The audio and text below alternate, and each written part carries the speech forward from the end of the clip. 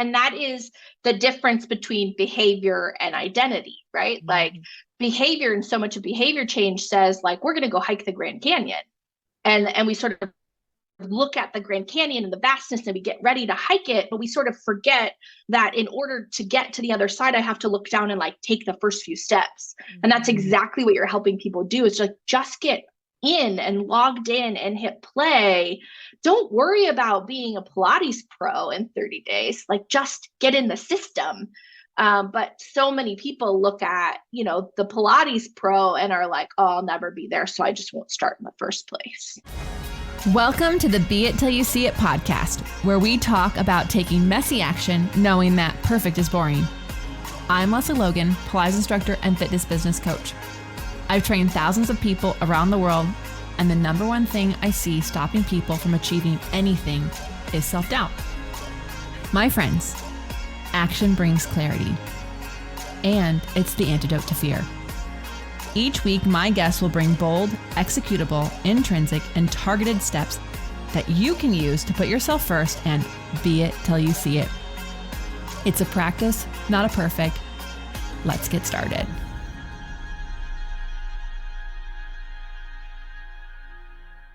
All right, Be It babes. So I'm really excited about today's guest. Okay, first of all, I know I'm excited always, but really, this is really fun because first of all, this is a divine appointment that goes way back into a day that I was listening to a podcast that I don't normally listen to when it drops. I usually listen to it like over like a long drive. And I heard this woman and I was like, oh, I love this person. We have to have it on. Remember Melissa Dolman? She was on a while back and I loved her. And then I emailed a bunch of guests and I said, hey, I love your recommendations because we loved your episode. I'd love to hear who you think should be on the podcast. Melissa was the first person to respond, and she responded with today's guest, Erin Baute. And when I saw what Erin Baute does, I was like, totally all for myself, very intrigued, okay? Because I was like, I have heard about this personality quiz test. I might be calling it the wrong thing, but I've heard about this and I've never dove into it because I was just like, I don't want to be overwhelmed with all these things, but I have been intrigued, right? And so I was like, of course I'm going to have her on. So it is the Enneagram is what we're the reason why we started this conversation. However, when you get into this episode, if you're like, oh, I don't want to learn about the Enneagram, I don't care. I want you to listen to this episode because Erin is incredible. She has decades of behavioral science education, and then she discovered the Enneagram, and it really flipped on its head what she does for a living. And then we go into how her firstborn child actually changed things even more for her. So this interview has a lot of turns to it. It is very enlightening. She put up one of my favorite authors that I've ever read that really explains who we are and what we do. So we go into a lot of things. I promise you this is going to be an episode that helps you understand yourself a bit more. I think sometimes we just wonder, is there something wrong with what's wrong with me? And there is not anything, but also she's going to give you the keys to the kingdom of understanding why you do what you do in this episode. And so without further ado, well, as of course, there will be a little ado. And then Erin Baute. All right, Be It babes. I'm super excited. I have an amazing guest. Actually, when I read about her, I was super intrigued by something that she does because I actually have not dove into this topic, into this personality thing, believe it or not. There. But I'm just so excited. I'm gonna let her tell you what it is. Erin Baute, thank you for being a guest here today. Can you tell the Be It listeners who you are and what you're rocking at?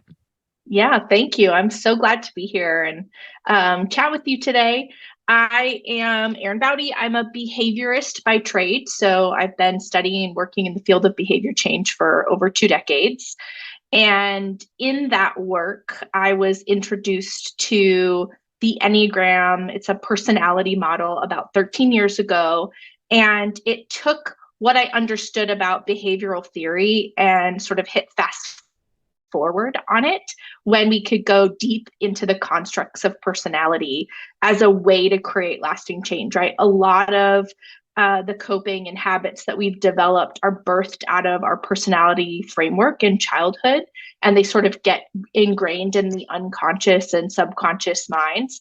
And so in order for us to sort of break through some of the places we get stuck, we have to understand how it connects to our identity and our coping and the things that we do to keep us theoretically safe in the world, right? Like we don't have the same threats as maybe we've had in the past. And so I find it really, really fascinating work. Everybody is really, really different. And so the Enneagram allows us to uncover the tools around change and systems and new habits that maybe don't work for everybody the same way, right? And so I just really love this work of individualizing change to the person and their unique identity. And so, yeah. Okay. So this is interesting because like, obviously like I've done human design. Thank you, Corrine. Shout out to her. That was a great gift.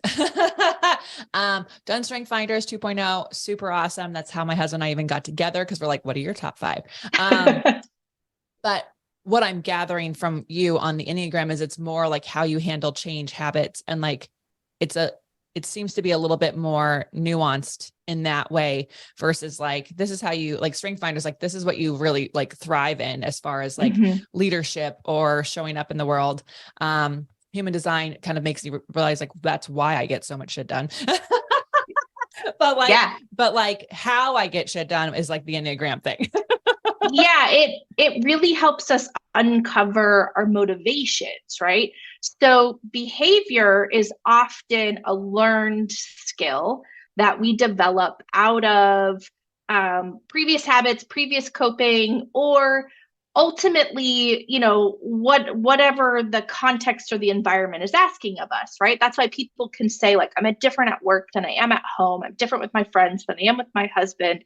It's because we don't take into context that we're really adaptable, skill-oriented learning beings. And so oftentimes, and I've been trained in the DISC assessment, Myers-Briggs, the color profile, Strength Finders, all of these tools that capture behavior in a context, but you change the context and you change the behaviors, right? We would see people who would go through major life changes have a different DISC profile before a divorce and after a divorce, right?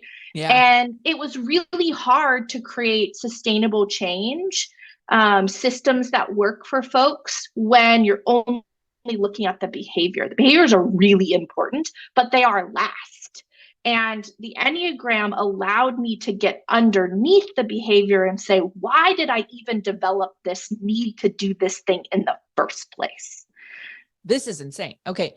So it's okay. So, so essentially it's kind of like, it's like the, it's behind the curtain as opposed to like what's on stage. Yeah. Yes. We are the Wizard of Oz right now. So for people who, I'm sure my listeners, please, when you share this episode, tell me what your Enneagram number is, because I find like anyone who knows it, like they know it, right? They know it really well. I took the test before, I could get on this call with you, and it gave me like, it looks like I could be 3 numbers. So now I feel like I have to, as a recovering perfectionist overachiever, I feel like I have to do it again. Well, and here's another great thing, right? The tests are really inaccurate because they're trying to create a formulaic, algorithmic experience around motivation. And motivation is rooted in things like coping, it's rooted in things like safety, it's rooted in things like access and socioeconomic status and education and trauma and neurodivergence and, oppression. And our personality is so much more complicated than our behaviors. And so these online tests are trying to take the same formula, and they just don't work. The only test I recommend is called the RHETI. It's RHETI. It's an acronym. Okay. And I can give you a link for it. Yeah. It is the only test that has been empirically studied, and it is only about 46% accurate. And so our job as people is to fill in the rest and really push in. So the Enneagram, unlike Strength Finders, where I can read a book and take a quiz and it gives me the result, requires a deep level of self-reflection, which not everybody has access to or the time for. And so it might work well. And that's where the Enneagram is really strong in training situations. Lots of people learn their type in like work training or with a professional or listening to a podcast or reading a book, right? It's a deeper reflection because I want to understand why. Let me give you an example, right? People learn the art of perfectionism and high achievement for multiple reasons, right? And so there's several different archetypes in the Enneagram. If people listening know it, the type 1, the type 3, they're all sort of high achieving perfectionist types. But we want to understand why. The type 3 archetype is the driver around high quality and high achievement, like let's do all the things on the list and let's keep going, and has a really hard time somatically in my nervous system doing less because I'm geared to doing all this stuff as the way to earn my love and my recognition. That's how maybe my parents saw me as a kid. I got good grades. I followed the rules. I was captain of the cheerleading team. And oh, mom and dad said, good job, right? That's how I got seen. Yeah. No, I'm definitely feeling that. The type 1, the sort of, I don't like the word perfectionist. I like the word reformer, the person who never feels like anything's good enough, right? It's just never enough.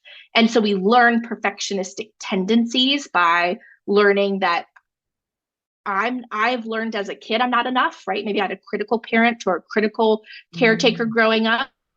And so I learned that I always have to be better and better and better just to get ahead of the criticism, right? And that's how I'm protecting my worthiness. And so they look the same behaviorally. They would maybe get the same scores on a DISC assessment or, something Myers-Briggs, but underneath, one is striving to control their worthiness and one is striving to control how they're loved or seen or known, right? That's so fascinating. This is really cool. So basically, like for those listening, obviously we'll put the link below and they'll have a 46% chance of being accurate. And then the next step is to work with someone like you or to like read into it and kind of like go, oh, that seems like more like me and less like me. Obviously it requires self-reflection, as you mentioned earlier. Yeah. I created a free typing guide. It's a digital download to walk people through. Start here. I have a YouTube site with panels of all of the types, resources, educational information. So if you're not the type of person that wants to read a book or to do this, you could do this by listening to some of these conversations or some of this theory and figure it out. My hope is to make typing accessible to folks, right? Yeah. So I give all of my secrets away, in how I approach typing in this document in hopes that folks, can fill it out or can find their way through. And the link to that test is in there. Some people just want to hit fast forward. Some people are more assertive. That must be a certain number. Yeah, you're right. It is. And they can do a typing interview. I just highly recommend that people work with folks who are practiced in typing at pulling out their own identity and their own bias, because we get a lot of projection that happens in typing. I'd say about half of the people I type are sitting in the wrong bucket, either because a therapist or someone or a friend or we self-identified. It's complicated. Understanding our subconscious motivations are hard. Yeah. I mean, and that's like, and the reason I'm interested in this whole thing is because like, I believe like doing something before you're ready is important to actually doing the thing you want to do. Like waiting for someone to walk up and like deem you worthy to do the thing is like not going to happen. Like it's just like, it's so right. And by the time it does, you were ready already. Like you were ready. You were on a meeting list a year ago and they didn't have a budget for you. And so they're just like you were ready already. And so like, I really want to encourage people listening to act as if they're the person already making the money or doing the thing, because it helps you make decisions from a different place. That being said, easier said than done. And also I feel like that comes with the type, it's easier for some versus others. And so kind of wanted to think about like how having these results can help people be more of themselves or do the thing that they have goals for. I love that because I think the Enneagram is perfectly in alignment with your sort of mission, vision, values around this work, right? Because the Enneagram is a model of practice. It is not meant to be a typology where we sort of learn who we are, we sit in a box. It's a practice of returning to our whole selves. When we are kids, we don't have a distinct personality. We're a blank slate. We're all of these things. We're all of the types. We're all of the archetypes. We do all of the things. And we learn as we develop that if I make myself smaller and I use a smaller subset of resources, I get to my safety or my contentment or my happiness or my love faster, right? And so I shrink those coping. And so here I am, a grown adult, and I'm using outdated or narrow resources to move around the world. And the Enneagram just tells me where I am in the model and the resources I'm currently using. And then my work becomes a practice of how to add in and integrate these other tools. And it's centered in the integration of our head, heart, and body. And that's ultimately how I fell in love with it, because it was such a holistic approach, unlike all of these behavioral models, which, trust me, I love as a behaviorist, which helped me understand what I do. The Enneagram fed into all of that with the why I do it and where I might be limited and how I can expand and grow so that I can get back to, oh, this is the who I already am. I just kind of lost my way to her for a while. Yeah. Yeah. Oh, so interesting. Now, of course, obviously, Brad and I are going to have to do this, and then probably, and it will be interesting to see how each one of us decides to go about doing it, because exactly. it's so different. But it might explain, if you obviously you know the 4 tendencies, like, so like, I love those because I think it's an easy way for people to understand like why they do what they do. And like a short snippet, I'm an upholder. 1000%. My husband is a true rebel. And then the book, it's like, these two do not go together. And I'm like, somehow we do, somehow we go really well together. So like, there's a limitation there. And so I think it's really, I think this is really cool, because not to like knock therapy, because I think therapy, whether it's talk or somatic, whatever it is, it's like very essential for all of us, but it almost allows people to go inward on their own and kind of figure themselves out in a way. And am I right? Or is that, yeah, you're totally right. And I think it allowed, at least for me, to flip all of my work on its head, right? So before I was introduced to the Enneagram, I had a master's in public health and was focused on community behavior, right? Community wellness, community behavior. And I worked for almost a decade in developing educational information and behavior change around women's sexual health.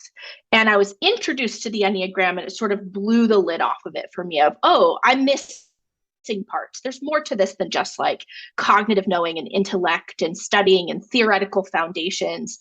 And it allowed me to evolve in my career, but it wasn't until I had kids. My daughter was 2, my son was a newborn, where we started to recognize that my daughter had some differences, some challenges. She ended up being neurodiverse. She's on the autism spectrum. We have a lot of sensory issues, OCD, anxiety, emotional regulation. And it was so like, it kicked the door open for me in recognizing that I had all this knowledge around what it took to be present and to shift and to build systems. But it wasn't until I had this little being in my life who kicked against everything I knew that I actually learned to integrate what I knew into what I did. And I had all of these things that I had to contend with around my personality that made it hard, and also made me a fantastic mom for her. Yeah. And so it wasn't, and at the same time, I'm getting my PhD in organizational psychology when all of this is happening. And I'm like, okay, I have all this knowledge, and this little girl is teaching me how to be in my body in a way no one had ever showed me in all of my expertise. And I'm like, here I am, I have all this knowledge and all this access and all this privilege. And this isn't just core basic information that's available. And it was something that I learned in her neurodivergence work from Dr. Bruce Perry. I don't know if you're familiar with him. I've heard of them, and I just want to take a pause because Yeah, yeah, this might be the first time people are hearing about neurodivergence. I know people have heard yes, about autism. So can you just take a brief moment to explain what neurodivergence yes. is? It's a more inclusive terminology that holds any differences in how the brain processes, right? So someone might say, I have ADD or ADHD or OCD or some of these other disorders that change the way my brain functions from a neurotypical. That's me. My brain works exactly how it's intended, right? So I'm neurotypical, and the whole world is built around my neurotypical needs, right? So neurodivergence is a really inclusive way to say anyone who doesn't fit that norm. Mm, And my daughter just happens to have multiple things that impact her fitting that norm. got it. Got it. Thank you for sharing that. Cause I Yeah. think, I only recently heard that word like a year ago. And, I was very enthralled, and excited about it because there's also like a neurodivergency with like hypermobility. Like hypermobility can be a Mm-hmm. symbol of that. And I was like, because I, as a Pilates instructor, there's just like a significant number of people who seem to be hypermobile, but they're very tight, but they're hypermobile, and you're just like, what is going on? What is this thing? And so I've been wanting to go down that rabbit hole. But anyways, I want to go back to you, and your daughter, because first of all, if any, this is like such a cool, not that it hasn't come with its own hardships, but like what a cool opportunity for your daughter to be your daughter and for you to get to integrate all this knowledge you have, because otherwise it's just in your head and you're just like, I don't know, writing a paper or like observing things, but actually being Yes. able to like take this knowledge you have and like see how you can work with it with your daughter.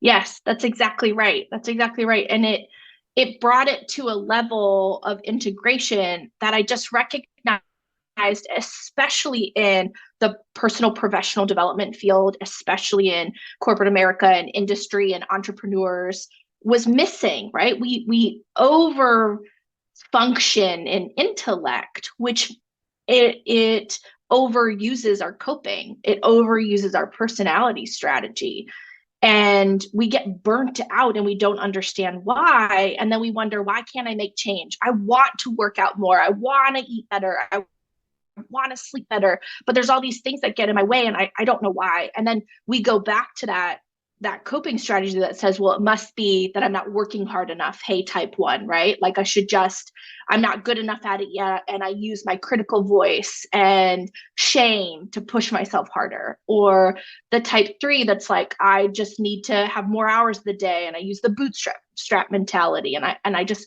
push Wait, is that the through, type right? 3? Does that just say the Yeah. type 3? Yeah. Yeah. Uh-huh. Yeah. Yep. Yep. And so all of that just lifts us even further into the habits that aren't serving us. And so it was trauma informed parenting through the lens of neurodivergence that I learned Dr. Bruce Perry's work around. I drew it for you because it's sometimes easier to see. Mm-hmm. It's a triangle, and he talks about it in terms of being able to regulate, reconnect, reason. And in society, we focus solely on this top model, the reasoning, the problem solving, right? And Mm-hmm. that's a lot of what we do in therapy or in that kind of work. Where in trauma informed work, it's all get in the body, right? The somatics and some of the beautiful things I've already heard you talking about in other episodes. And I'm like, oh, I love this. But it's often overlooked. Most people I talk to don't even understand about how to get in their body, let alone to do the next work around reconnecting with myself and my belonging before I get into the problem solving. You are 100% correct, because I had a somatic therapist and she kept saying like, where do you feel this in your body? I'm like, where do you want me to feel it? Like, Yeah, where do right. you want me to, I don't know.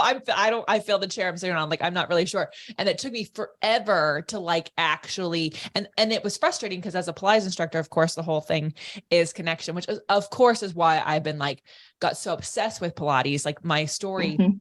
that I didn't know at the time, but like years later, when I looked back, I'm like, why did I fall in love with this so much? It was because the first Mhm. moment I did Pilates was the first time I actually felt like I was inside my body. Mhm. Like it was the only time Right. that I'd ever felt that. Right. Cause I remember like going, I'm standing here. I'm like, what am I standing on? Like, am I standing in my feet? Like, do I feel the ground? And so it was this way, it became this like mission for me to figure out, because it helped me connect to myself. Beautiful.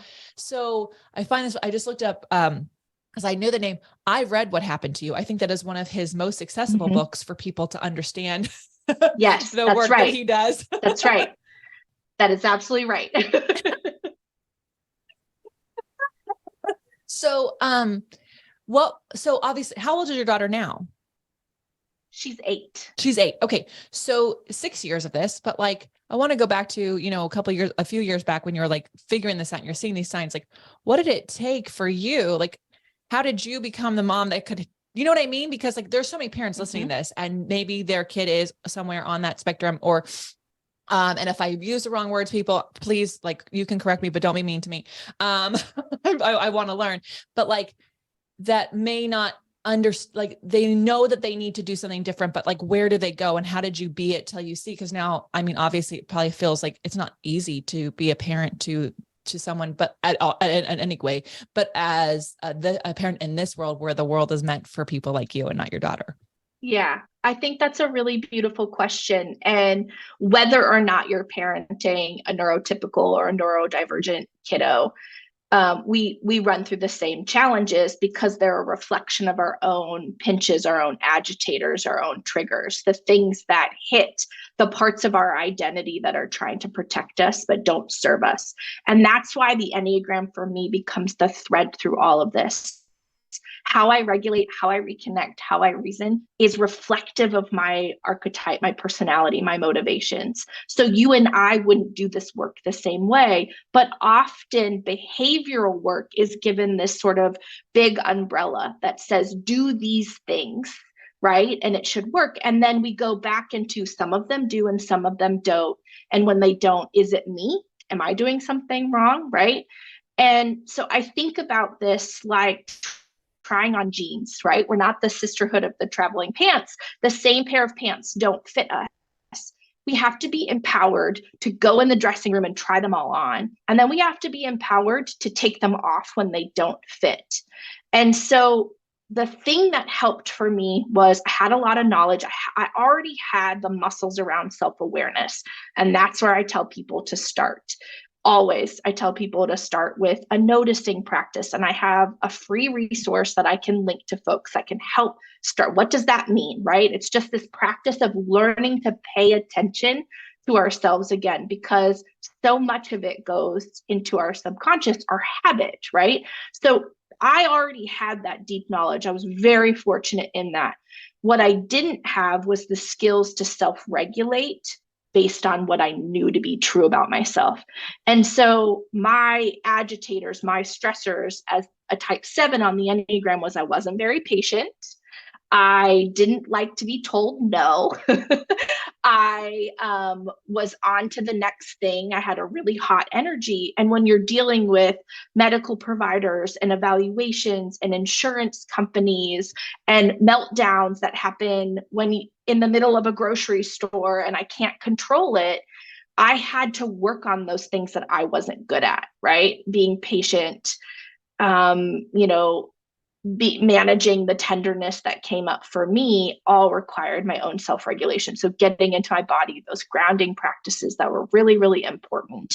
And then I had to follow it with some good systems, some self-management systems. How do I build the life that works for us, right? And I had a big corporate job. I was running 3 divisions of a national health system. And I had to decide, do I go to work and live in their system?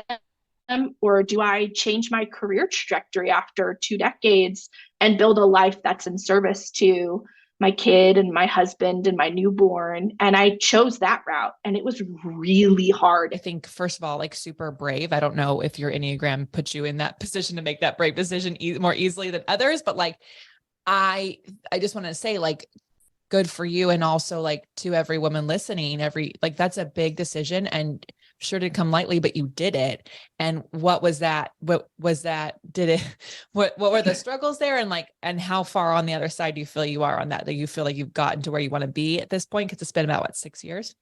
About 6 years. I was really tender. All of my identity, I'm an overfunctioner and an overachiever. All of my identity was wrapped up in that I was on a VIP track or a VIP track, a VP track. Like I wanted Yeah. the It job, right? also comes with All the VIP things. stuff. Yeah.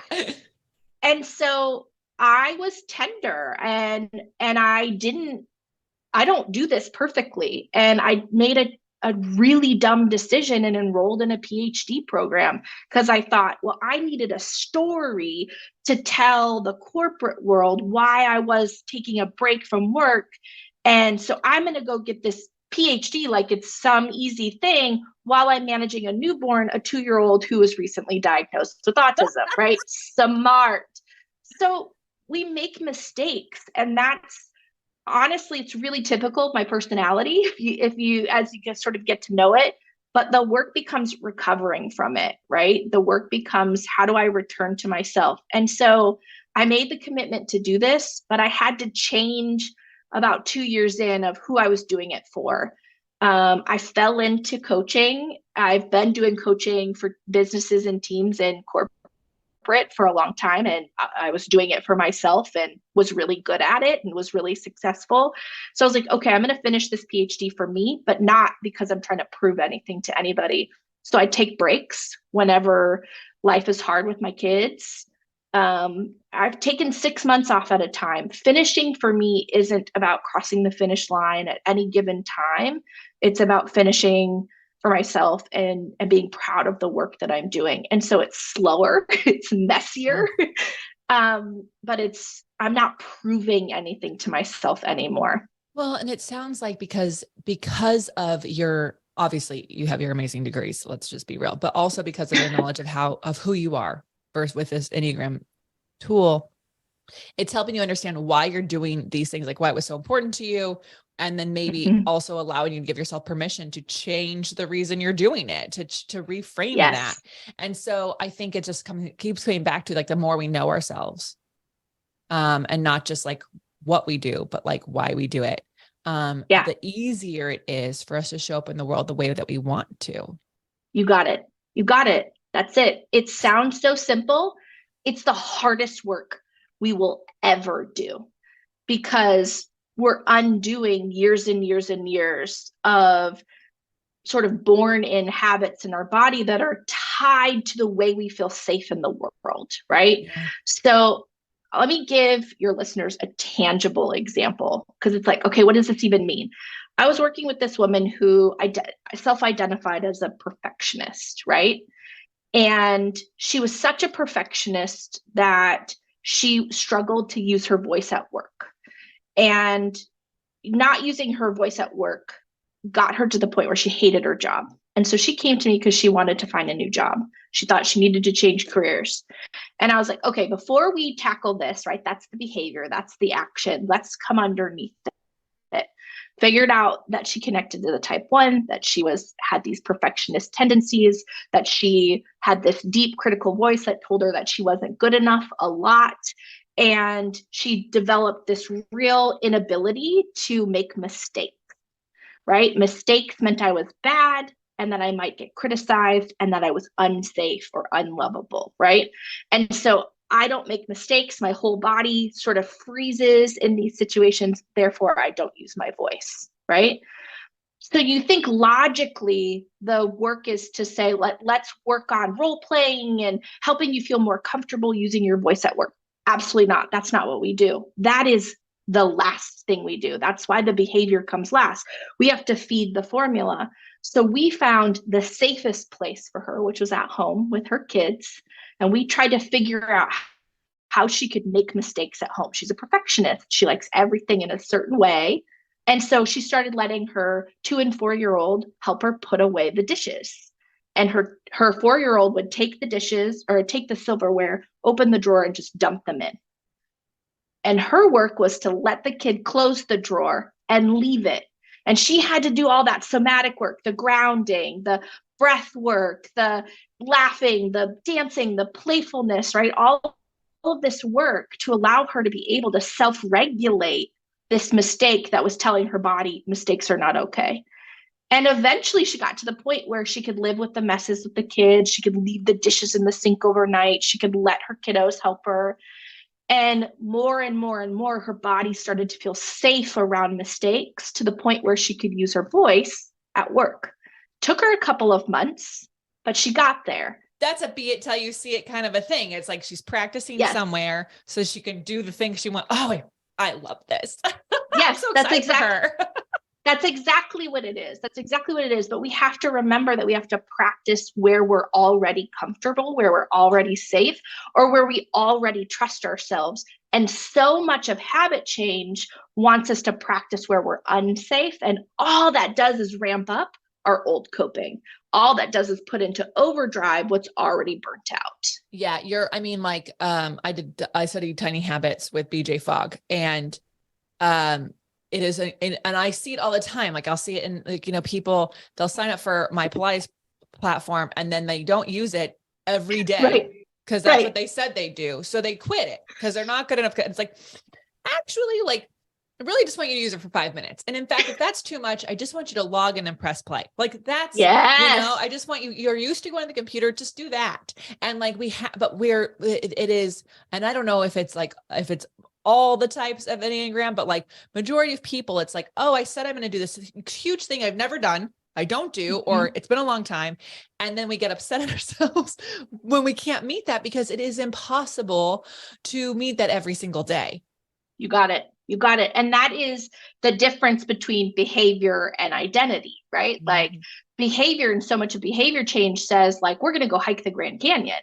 And we sort of look at the Grand Canyon and the vastness and we get ready to hike it, but we sort of forget that in order to get to the other side, I have to look down and like take the first few steps. Mm-hmm. And that's exactly what you're helping people do. Is like, just get in and logged in and hit play. Don't worry about being a Pilates pro in 30 days. Like just get in the system. But so many people look at, the Pilates pro and are like, oh, I'll never be there. So I just won't start in the first place. Yeah. Yeah. Oh my gosh, Erin, I could keep talking to you because I just feel like we've like only touched the surface. And I feel like there's some other topics I'm going to have you back on. So everyone listening, you'll have to just like, let us know where you want us to dive in deeper on the next time, because we'll absolutely have our back. We're going to take a brief break, find out where people can find you, follow you in just a moment. All right, Erin, where do you hang out? Where can people work with you, coach with you, all the things? You can check me out on Living the Enneagram on Instagram. I load up Instagram with concepts, content, practices, journal prompts, free resources. I want the Enneagram and behavior change and its roots and identity to be as accessible for folks as possible. So if you aren't the type of person that likes coaching or can't afford coaching, I want you to have access to be able to implement in the link in my profile on Instagram. I have tons of free resources, a YouTube channel, free typing guide, reading lists, all this kind of stuff to sort of get you going. And then if you're somebody who does like working with someone, having someone sort of walk the path, or you want to get there faster, you can check me out on livingtheenneagram.com and about the coaching, the one-on-one or group coaching that I do with folks. Wonderful. Okay. Before I let you go, I mean, you've given us so many amazing words, but bold, executable, intrinsic, targeted steps people can take to be it till they see it. What do you have for us? Yes, I was listening and thinking about these, and I was like, okay, there's so many recommendations that I would give, but the thing that I would recommend for folks to start practicing, it's 4 steps, and it's a practice of recovery. We know that in relationship research that 69% of the problems that we face with other people in life are unsolvable. And we spend so much time looking for fixes and not enough time learning how to manage and cycle through. And so this is a practice of cycling, right? And the steps are to notice, to name, to recover, and to repair. And the noticing is paying attention to me. This is self-awareness, my Enneagram type, who I am, just even paying attention to the behavior that I have, and naming it is making meaning of what I do, right? How does this tie to my identity? Maybe it doesn't, but maybe it does, right? Maybe I'm not using my voice because I struggle with making mistakes. And I can't change something tied to my identity if I can't name it. Mm-hmm. And then I have to recover, get in my body, be with myself, meet my own needs, and then I repair. I change the behavior. I set a boundary. I use my voice. I, have a conversation with my spouse or my kiddos that say, I want to do this differently, and this is what it looks like. But this is a sort of cyclical of how I move through the things that I can't solve because I am who I am. I'm not a problem to be solved as a human. It's moving through the things that, require us to sort of rub off our rough edges on other people. And so this notice, name, recover, repair is really helpful in doing that. Oh, I love that. I really do. I love it. Because as soon as I heard you say 60%, 69% of the problems are unsolvable, I'm like, oh, well, that sucks.